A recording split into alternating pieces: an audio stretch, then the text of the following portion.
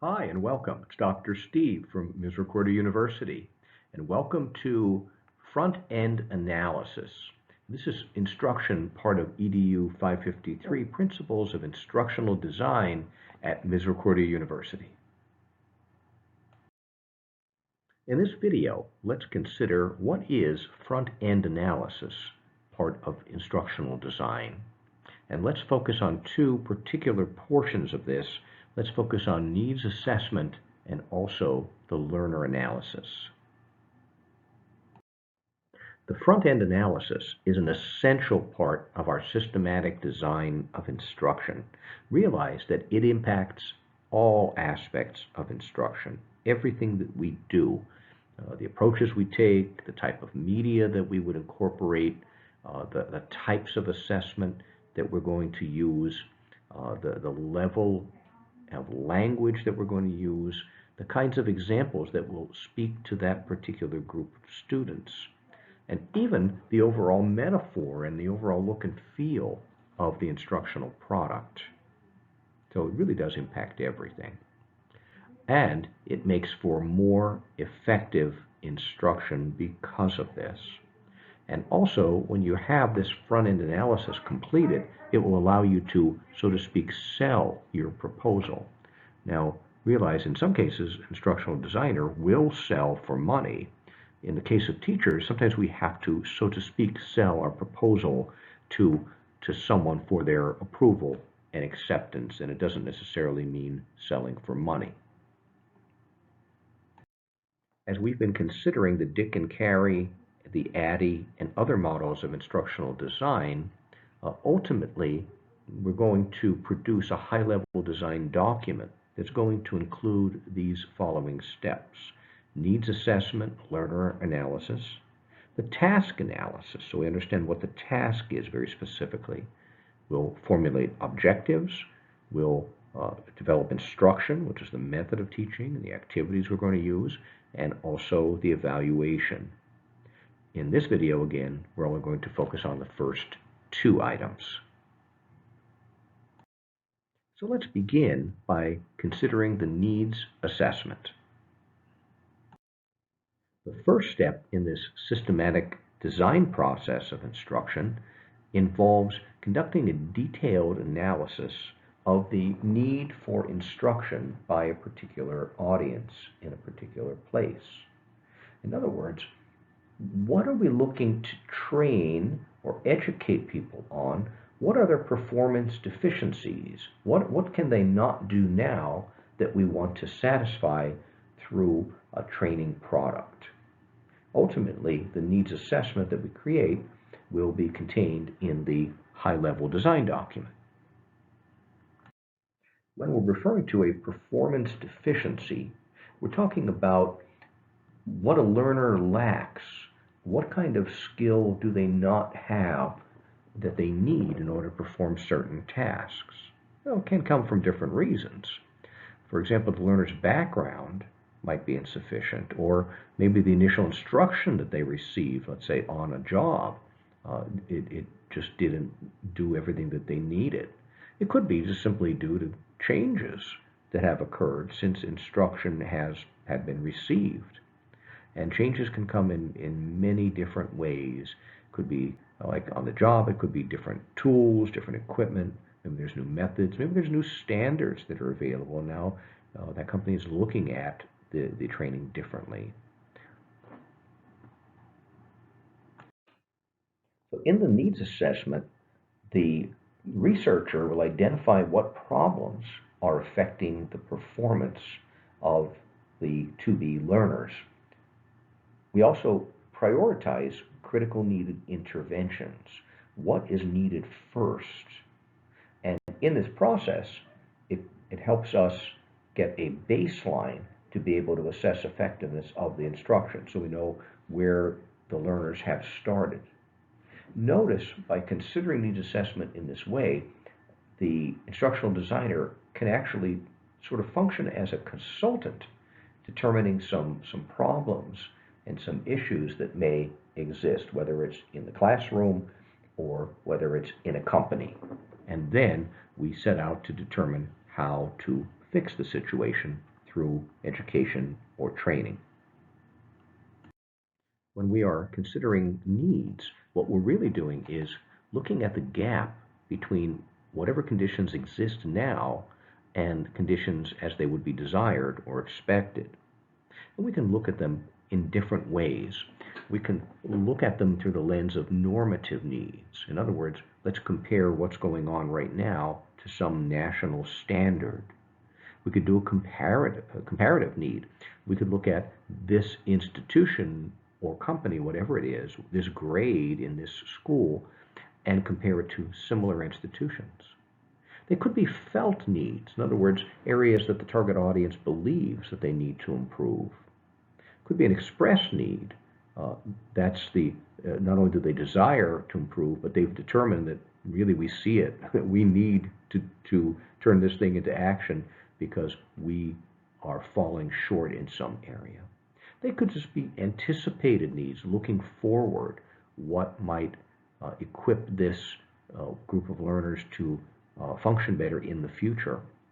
And it could be a need in response to something that has happened, and that would be a critical incident need. There are three types of needs assessment. And for our high-level design document, we're going to choose one of them, the one that makes most sense in our particular situation. So let's look at the first one, discrepancy analysis. We perform this by describing the desired performance in as much detail as possible. So in other words, looking ahead, saying this is what we would like the learner to be able to do. And then let's look at the gap and let's say, well, here's what the learners do currently. And then the designer, the researcher, tries to point out the weaknesses and the missing capabilities. And in the process, your description might also describe confusions or even inappropriate behaviors or activities that are being done incorrectly or wrong in some way. Again, the designer in this phase could actually function as a consultant. A second type of needs assessment is called the input-output analysis. So for the input, we describe what sort of training or preparation the learners are now receiving. And then we talk about the output. Here's their current performance.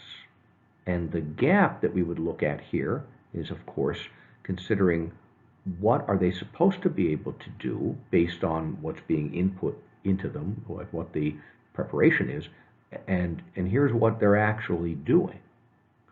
So as you can see, for companies, but also for schools, the discrepancy analysis and this input-output analysis could be appropriate.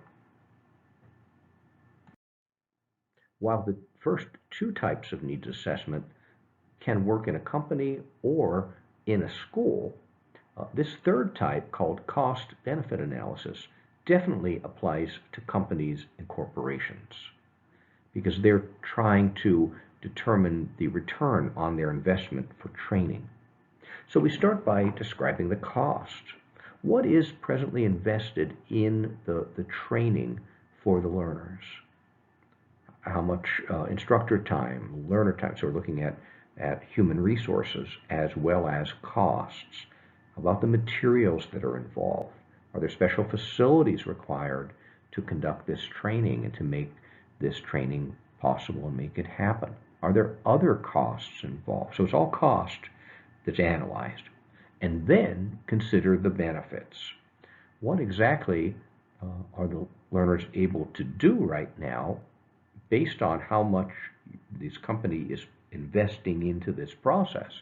And basically, bottom line here is to describe the bottom line, like how much cost is being invested, and is it worth it? So you could see this is more of a selling approach to the needs assessment. If you were to do a thorough needs assessment, let's say in a company or an educational setting where you had no familiarity, these are the steps you would take. In your own classroom, if you're a teacher currently, or in your own company, maybe some of these steps would be shortened a little bit or truncated.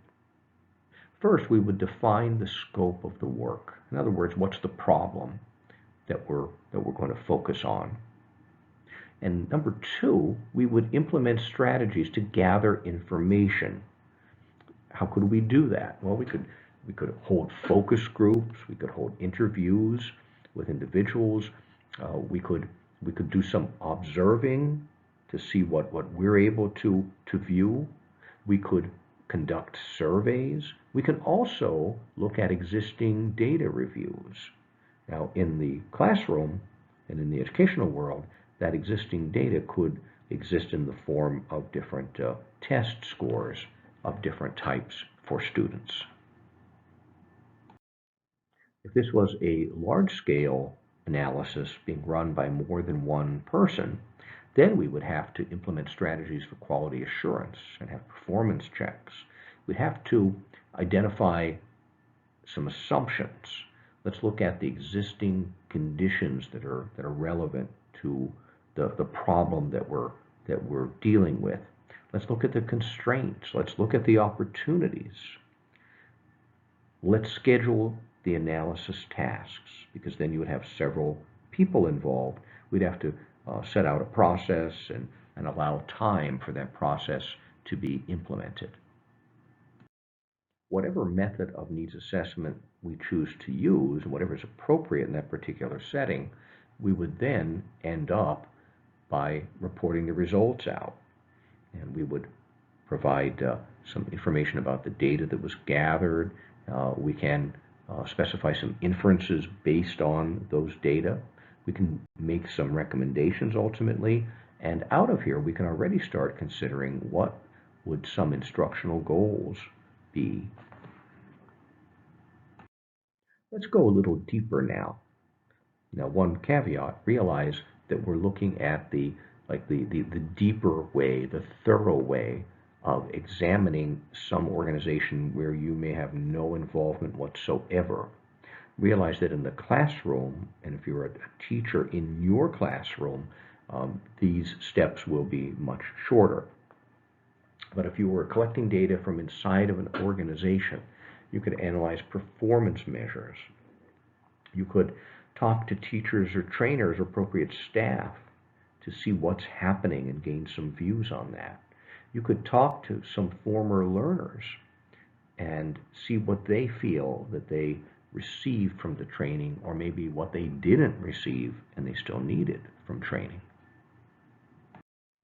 You could look for recommendations from administrators or management, or you could even examine the requests from them for training to understand what they're seeing from their lens. Another helpful thing would be to examine organizational records. And in the academic world, we'd be looking at things like grades, GPAs, the level of college admissions, graduation rates, retention rates, reports on discipline. When we look in a business or a corporate environment, we could consider higher production and sales records, and we could look at improved safety records. We can also go outside of the organization and collect some data from there. For example, we could interview instructional staff at other organizations that are similar, and we could look to try to determine the effectiveness of the instructional techniques that they're using. We could identify appropriate instructional materials and different approaches that other organizations have taken, and then compare and see if these would assist in this situation. We could survey present practices and identify needs that professionals in that particular field recognize as existing. We can also compare with standards. I have already mentioned that the designer at this phase can function as a consultant within a school or a company. And sometimes we're going to discover different issues that arise, some of which really cannot benefit from training. So when you're doing an analysis, Anytime you find a skill or a knowledge discrepancy, certainly your training that you're going to design could definitely help benefit that situation. But maybe you'll also encounter things like system discrepancies. Maybe there's some management issues there. Maybe there's a lack of motivation from certain people. Maybe there's an environmental problem. Maybe there are interpersonal issues. Maybe there's some health things going on with some of the potential learners. With those, there's other kinds of intervention that are needed, and certainly training will not help that at all. Having considered all of the steps in a thorough needs assessment, the final product of this will be a needs assessment report, and we'll include this as several pages within our high-level design document.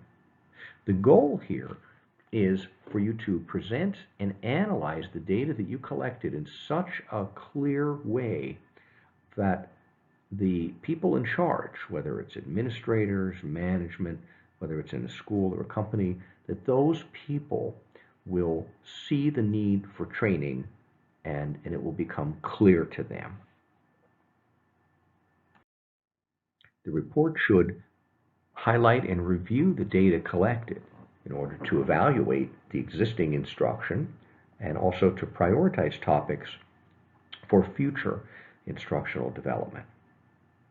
Also, we want to describe any changes in problems that exist, including any discrepancies that are uncovered, issues that won't benefit from training, because that institution, that organization, would be very grateful if you're able to locate some other problems that maybe they can work on in addition to the areas where they can gain training. So to summarize and to put it all together, in terms of needs assessment, we want to perform a needs assessment in order to justify the need for training and also to sell your training solution. Again, whether you're selling for money or you're selling for approval. Start by describing the need for training, the problem. Then choose one of the analysis strategies, discrepancy, input-output, or cost-benefit analysis. And in the process, research and present data. This could involve test scores, results of surveys, institutional records, comparative data. Let's take a moment and reflect on needs assessment as pertains to the project that you're going to focus on for this course. So start by looking at either where you work or a place where you interact. Maybe it's some nonprofit organization, could be your church or temple. So consider what you're going to do, what you're going to focus on. So start by looking at the organization and the situation, and then reflect on what is the current and also the desired performance of something in that organization. What can you say about that situation? Will training help? How's it going to help? Is it really needed badly? Choose an analysis strategy, one of the three that we discussed. And remember, the bottom line here is to justify the investment of both of time as well as money in training.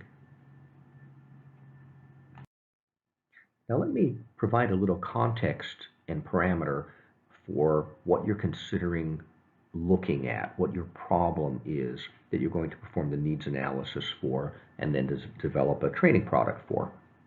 Think about this. Your topic should be definable and it should be narrow in focus. And ideally, it's going to be some task or procedure, something that's definable that can be taught by a module of training. So let's say that we consider maybe a history class, and for a classroom teacher, I would not focus on like World War II or something like that. It's too large of a topic. Now, maybe it's true that your students have difficulty, that there's a discrepancy in what they should know and what they should be able to do based on their knowledge of World War II and their understanding. But that's going to be a little too broad here. Could we take something out of there? If I took that topic and wanted to stay there, could I say maybe I'm going to focus in on certain like 5 causes of World War II, and the students are having difficulty determining and understanding and remembering those. Now that would be definable and it would be narrow in focus. Even moreover, maybe I could find a task or procedure. For example, in the history classroom, let's say that you wanted students to be able to search certain things. Now they're having difficulty using the tools in order to produce the results that the teacher needs. Okay, now that's a task that we can teach. And certainly if it's math or science, the task will be very clear because there'll be definable steps and there'll be a procedure or task that can be taught, and then we can measure easily whether the students have measured up to that and attained those objectives or not. So think about what you want to teach, and please be in touch with me as we consider this, because I'm happy to throw some ideas around and help you to refine your ideas. For the second half of this video, let's look at the second analysis that we're going to do, and that is a learner analysis, sometimes called the audience analysis. As with the needs assessment, the learner analysis is an essential part of developing instruction because a lot of decisions that the designer is going to make are going to depend on various factors that we learn about that particular audience who is going to be participating in this training.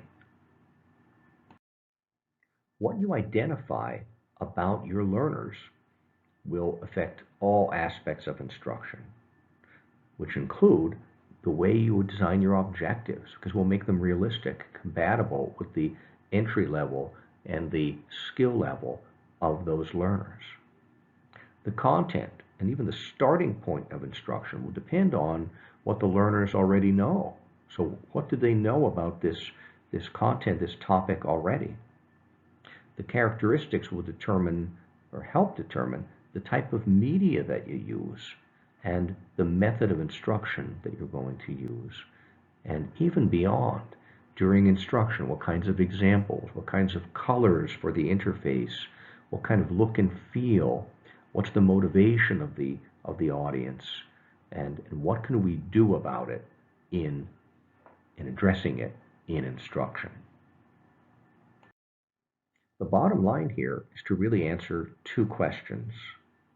For whom is this instruction created? And in this process, we describe that audience, those learners, in greater detail, so we really understand them well. And the second question is, most importantly, what are the implications for developing this instructional product? The designer uses the learner analysis to identify a range of possible solutions in instructing these learners. It will also help to plan for the budget for these solutions and also to identify possible constraints. What kinds of issues are present that we can work around in some way. As we attempt to really understand the learners, it may help to analyze their previous performance and their existing performance, as we did in the needs analysis. Consult that information again. Maybe you need to interview or consult different people. Maybe you can talk to associates if it's inside of a company regarding the expertise of the learners and of their colleagues. Maybe you'll need to consult some subject matter experts to really understand what they understand of the content and maybe where they're having some difficulty or they're lacking something. You can go right to the potential learners and talk to them. And sometimes it's helpful even to look back at previous efforts to train people in that organization. When you're going to report out your learner analysis, consider offering 5 different areas that you will address. The first area will be the general description of the audience. So discuss the characteristics of the learners, like what's their age or age range, what's their educational level, what type of achievement, what kind of rank, grade level, whatever is appropriate to that particular group. The intention here is to provide a general description of the characteristics of the learners, because again, we will use this information to make all kinds of decisions in the educational development process. With regard to the type of training you're looking to conduct, what are the strengths of these learners? So describe the characteristics of these learners that might be viewed as enablers or characteristics that can help them learn this material under study. Some things may include previous information that they've learned, previous performance that they have had, their attitudes or their habits, their interests. Having considered the strengths of the audience to learn this material, also consider the weaknesses. What are the characteristics that might be viewed as disenablers or characteristics that will impede the learning of this content that's going to be under study?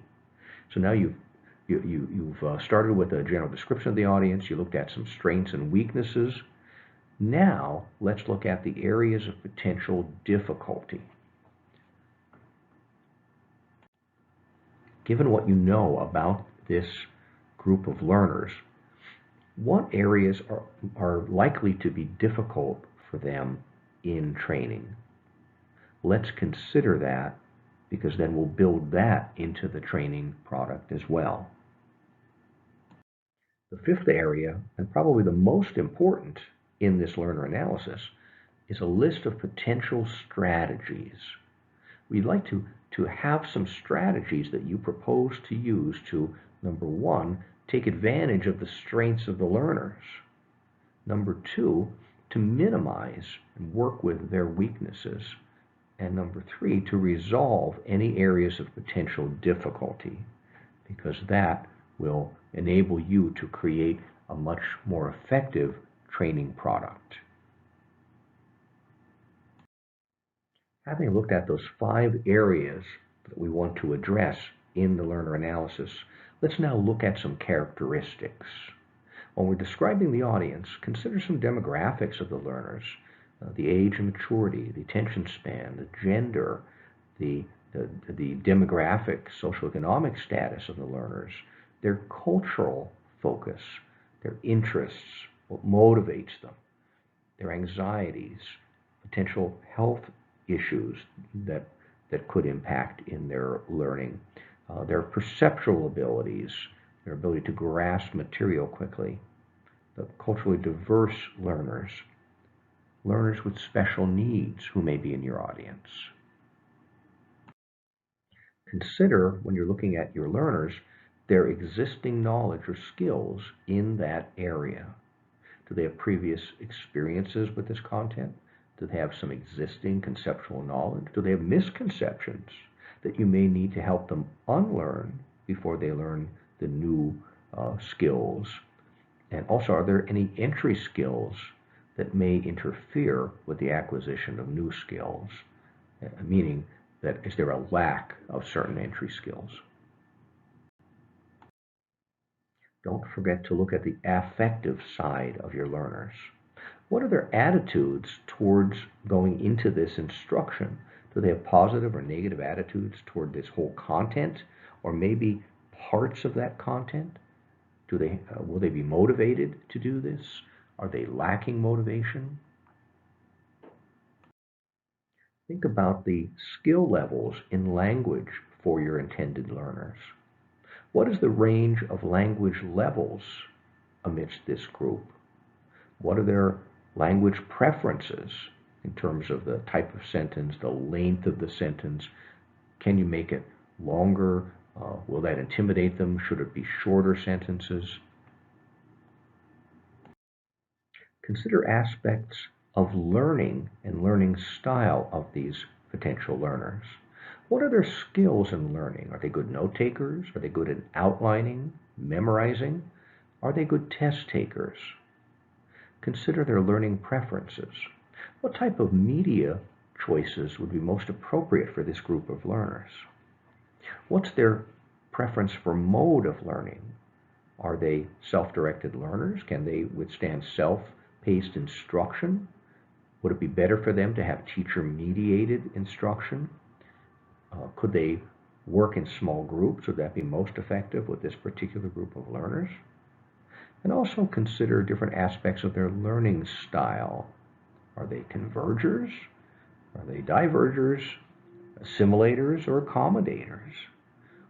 How do they like to learn? What's their preference?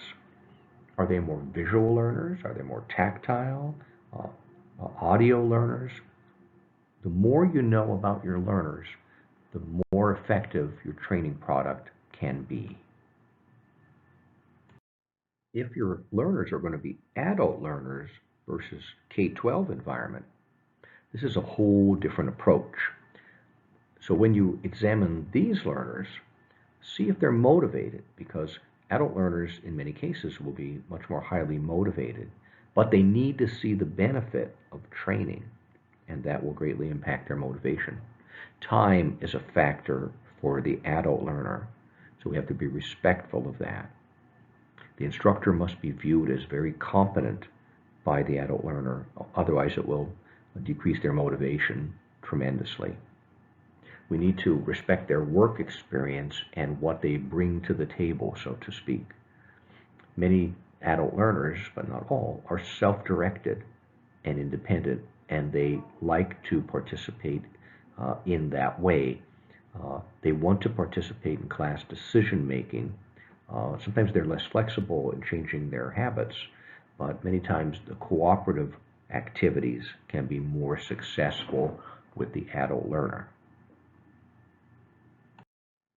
To review and put all of this together, in terms of learner analysis, start by defining your audience and describe the general characteristics of your learners.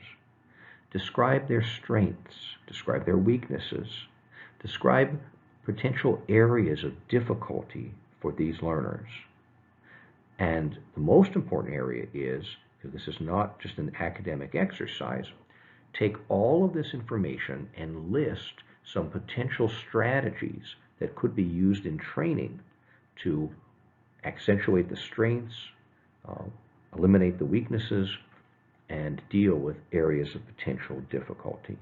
The bottom line is, ultimately, what does this mean for training? This learner analysis should have clear implications for what we do in training, and that could include areas like what kind of methods will we use, what kind of approaches will we use, what kind of examples could we incorporate into the training, and how do we deal with either the motivation or the lack of motivation of these learners. Let's take a moment and reflect on your particular product and project. Who is your audience going to be for this training? What are their general characteristics? What are their strengths? What are their weaknesses?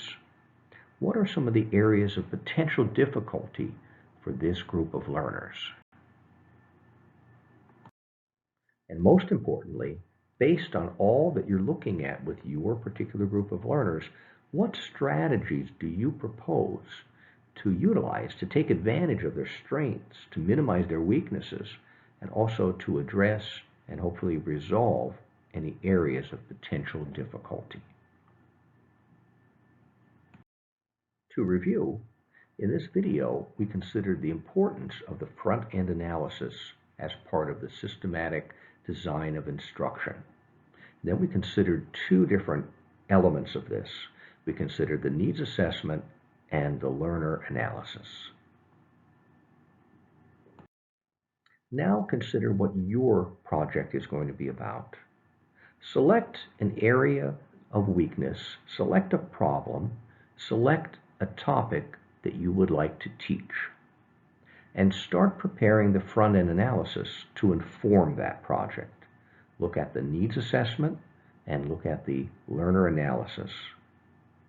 And as a reminder how this fits into the whole picture, that we're going to have design and application as the final products in this course. For the design, we're going to develop a high-level design document. It's going to include all the front-end analysis, including the needs assessment and learner analysis. Then the application will be to take that information from that design document and develop an instructional module, which means a prototype, in other words, a part of the instruction that maybe the students need a lot of instruction in a certain area. We're going to do one instructional module of training to use as a prototype to demonstrate what the students will learn should that school or that organization or that company buy into and approve this training. So let's wrap up this video with a brief consideration of our remote activities to support our graduate class for this week. In the first activity, I'm going to provide you with 2 videos about Bob Gagne and his 9 significant events model of instruction. The first video, which I've created, is going to dive into in more depth each of those 9 significant instructional events. The second video, which is one that provides a background on Gagne himself and his model and how it fits into the scheme of things in terms of instruction, could also serve as a good background, and so you can see how this model can apply in your instruction. After looking at those 2 videos, let's engage in an online discussion where we talk about things like, what are your perceptions or thoughts about Gagne's model of sequencing instruction? How can Gagne's steps influence the way you design a technologically facilitated instructional module of training or an online class? What insights did you gain regarding teaching and training from Gagne's model? What surprised you? What was new to you? What did you already use? If you don't already employ this model in your classroom instruction, how can this model influence what you do in the regular classroom? In our last 2 remote activities, both of them will involve a posting of your needs assessment or your learner analysis. And I'm calling it perfecting these items a team effort. So what I'd like you to do is consider everything that we've looked at and create your first draft of a needs assessment. Now you'll ultimately submit that to me when you submit your high-level design document several weeks from now. But for now, let's get our first draft out and let's all comment on each other's and help each other perfect, because in the process of doing that peer editing, we'll each learn it much better. So in the needs assessment, remember that some of the main things you have to do is you have to communicate to the company or the administrators at a school what is the current and the desired performance. What can you say about this situation? Is training going to help here? Is it needed? How badly is it needed? Choose an analysis strategy. Select either discrepancy, input-output, or cost-benefit analysis, and apply that strategy in your needs assessment. And the bottom line is, how can you justify the need and also the investment in training for that particular organization? And finally, we will do the same thing with the learner analysis, the team effort. So post your draft online, and then let's do some peer review and editing and commenting. Remember that in the learner analysis, we're going to have 5 sections. So when I say sections, it doesn't mean that this is going to end up being a very huge portion of a document. This is just a portion of the high-level design document. But let's have 5 areas within it. General description. So start by describing your learners and their situation. Let's highlight the strengths of that particular audience. What are the weaknesses of that particular audience?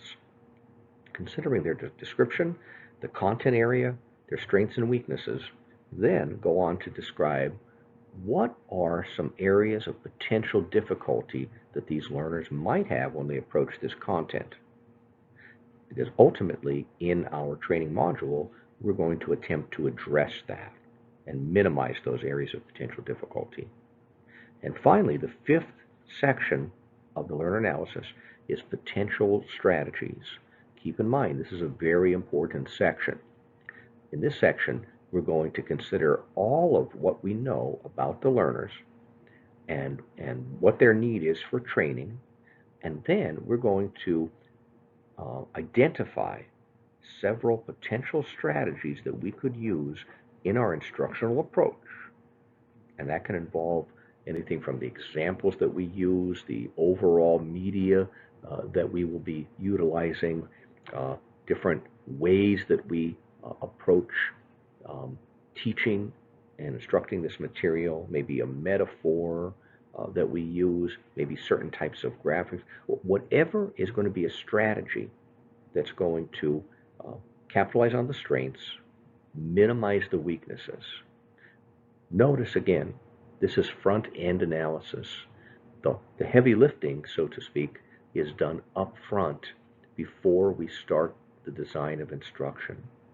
Once we have these strategies, now we can design much more effective instruction. I hope you enjoyed this video, and I look forward to seeing you online and seeing you at our next class.